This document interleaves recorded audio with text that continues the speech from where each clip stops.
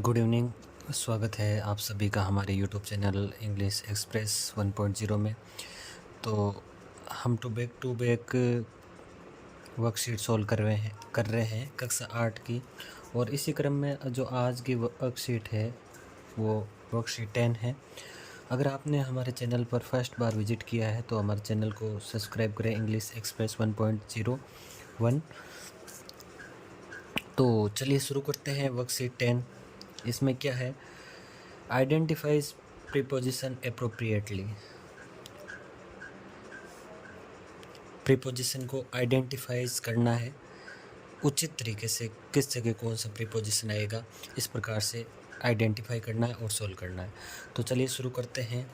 इसमें आपको बहुत ही सिंपल वे में दिया गया है कि किस प्रकार से आप प्रीपोजिशन को समझ सको, और इसलिए यहाँ पर चित्र दिया हुआ है।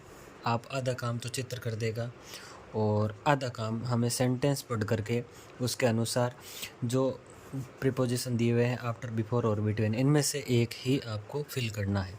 तो एक बार हम इनके अर्थ देख लेते हैं। आफ्टर का अर्थ होता है बाद में, आफ्टर का अर्थ होता है बाद में, और बिफोर का अर्थ होता है पहले, और बिटवीन का अर्थ होता है दो के बीच, दो के बीच। ये तीनों के अर्थ होते हैं। अब आपको केवल सेंटेंस को समझना है और आप आसानी से सोल्व कर देंगे। तो जो पहला सेंटेंस है, she goes D in alphabet. Alphabet अर्थात वर्णमाला, और वर्णमाला में सी गोज, सी जाता है, डी से पहले जाता है या बाद में जाता है या बीच में आता है। बीच में, दो के बीच में आने का सवाल ही नहीं है। सी है वो डी से पहले जाता है या आता है, तो इसमें पहले, पहले बिफोर का अर्थ होता है पहले, तो यहाँ पर हम भर देंगे बिफोर। अगला जो सेंटेंस है, 9 कम्स 8, 9 आता है। नंबर्स में आप देख सकते हैं कि 9 है वो 8 के बाद में आता है, ठीक है, 8 के बाद में आता है, तो यहाँ पर हम भर देंगे आफ्टर। बिल्कुल सिंपल है। अगला सेंटेंस है, the police man was running. Police man है वो दौड़ रहा है। अब देखो, चोर के पीछे ही दौड़ेगा, आगे तो दौड़ने से रहा, तो पीछे दौड़ेगा, बाद में दौड़ेगा, तो यहाँ पर आफ्टर, आफ्टर का अर्थ होता है बाद में या पीछे। राजू इज स्टैंडिंग, राजू खड़ा है। हिज मदर एंड फादर, यहाँ पर दो व्यक्ति आ गए, देखो मदर और फादर, और उनके बीच में खड़ा है, ठीक है, तो यहाँ पर आ जाएगा no doubt between,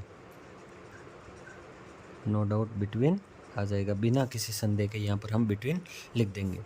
wash your hands using the toilet.